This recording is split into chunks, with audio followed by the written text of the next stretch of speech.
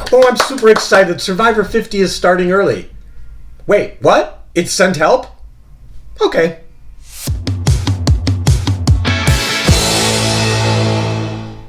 Welcome back to Glenn Hates Everything. I'm Glenn, and I'm here today to talk to you about the new Sam Raimi film, Send Help.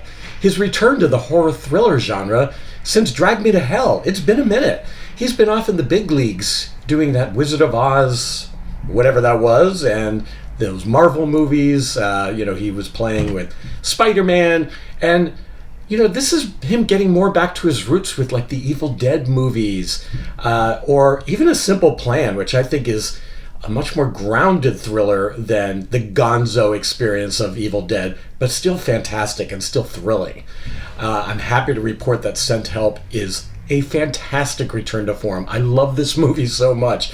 It's a movie you need to see in a movie theater with an audience, because the screening I went to, people were clapping and screaming and laughing in equal measure and, covering their eyes from some of the gorier moments, or clapping after a gory moment because it is just so Sam Raimi. He's such a master of just putting you right in a moment with unrealistic, intense close-ups or really cool pans across a character repeated over and over. He has a lot of signature moves and framing, and he employs that to wonderful results here in this film. So what's it about? I'm not going to tell you too much, but I'm just going to give you probably just the first act, which is that Rachel McAdams plays Linda Little, who is in strategy and planning, kind of an accounting job at a sort of faceless corporation, and she's up for a big promotion, but the boss dies, and they bring in his son, Bradley, played by Dylan O'Brien, who to me gave the best performance of last year in Twinless, and does an amazing job here as well. And he's this spoiled, horrible guy who only wants to promote his golfing buddies and his frat bros, and looks at Linda Little, who is kind of frumpy, and she wears clodhoppers, and she's kind of a weirdo. And she eats tuna salad and gets it on her face, and she is socially awkward with her coworkers who all dismiss her. But we also know that she's really good at her job, and yet she gets passed over for this promotion, and she is understandably upset. At her home, we see that she is really, really interested in survivalism. She's got bookshelves filled with that. She even auditioned for the show Survivor, which we see in a fantastic audition tape.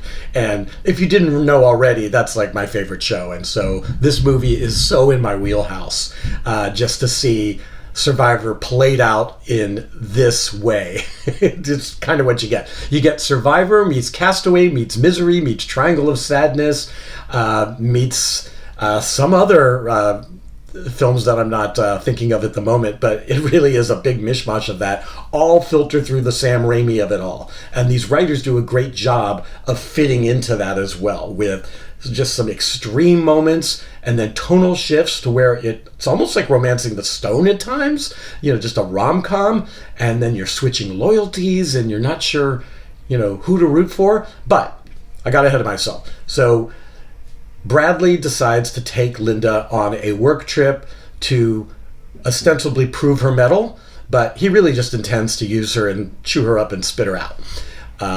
When all of a sudden there is a plane crash. Their plane crashes over the Pacific somewhere, and they are the only survivors. And that plane crash sequence is simultaneously terrifying and hilarious. The audience didn't know which way to go at times. They were laughing so hard at the most horrific moments, and that's just pure Sam Raimi, and it is a blast. They wash up on this deserted island, and the dynamics shift because Linda is really good at survival, and Bradley is injured, and he's just lying around while she catches fish, builds a hut, gets fire, all the stuff that you need to do to live. She manages to get water in a really cool way. But Bradley still thinks he's her boss, and he is so wrong. To say more would spoil the film, so I'm going to leave it at that. But just to say there are some exciting action sequences. Take note of that wild boar. It really gets huge laughs. There's surprising twists. Like I said before, you don't know who you're rooting for at times. We're never really rooting for Bradley, though, but you come to understand him a little more, and that's more than you typically get out of a thriller like this. These two are playing archetypes, and they are big, and they are not entirely realistic because they're playing up these characterizations in a way that makes this a movie. This is not an indie drama, an indie survivalist film. It is a movie in the best way, and I just highly encourage you to seek it out in a theater. At the screening I went to at the Writers Guild, the writers were there, and I asked a question about the ending, and because I do think that the ending, while it's fun, I think they miss an opportunity there, and so it kind of felt like the air coming out of the tires, but in a really fun, entertaining way. So it's not like a total loss. But I asked the question, had they considered this other ending, which I felt was more suited to the film? And to my surprise, they said, yes, we actually did. We went really far in that direction, but then it became a scheduling issue, and logistics didn't come together to be able to get that particular ending. And so, that's just what happens in production, although I would love to see that alternate version if they didn't shoot it, but I would love to see it anyhow, because I think it would really go well with this film. It feels like it's what the film has been leading up to the whole time, whereas the one that we see now is justifiable. It's fun. You look at these characters differently from scene to scene to scene, and that is so much fun.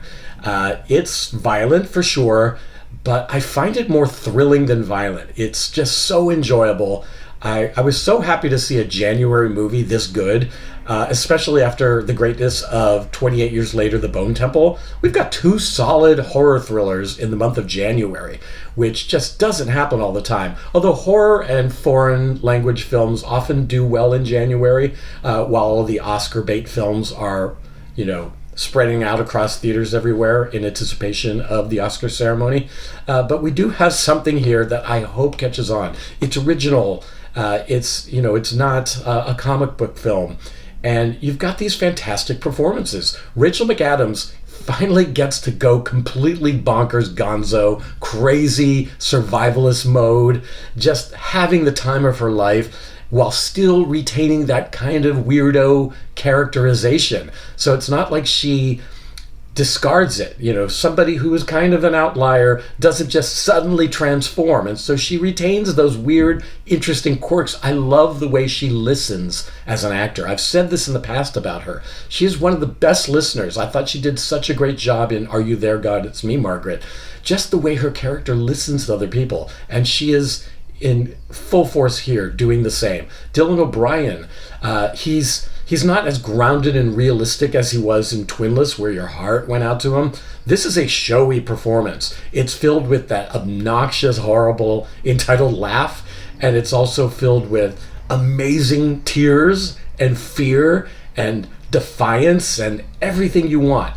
There are twists that there's one twist in particular that you could kind of see coming, but for the most part, it just keeps getting more and more unexpected and crazy, and I can't recommend this enough. Please make this a successful film. We need more of Sam Raimi operating in this gear now. He's made his Marvel money.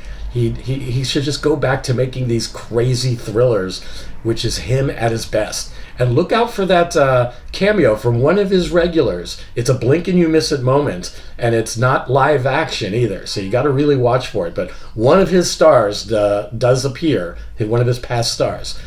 So that's going to be about it. So I think you can gather that I didn't hate this. What did you think about it? I'm hoping that you go opening night and that you respond and you fill those comments below, like and subscribe, and just gush all over this gushy film. See you later.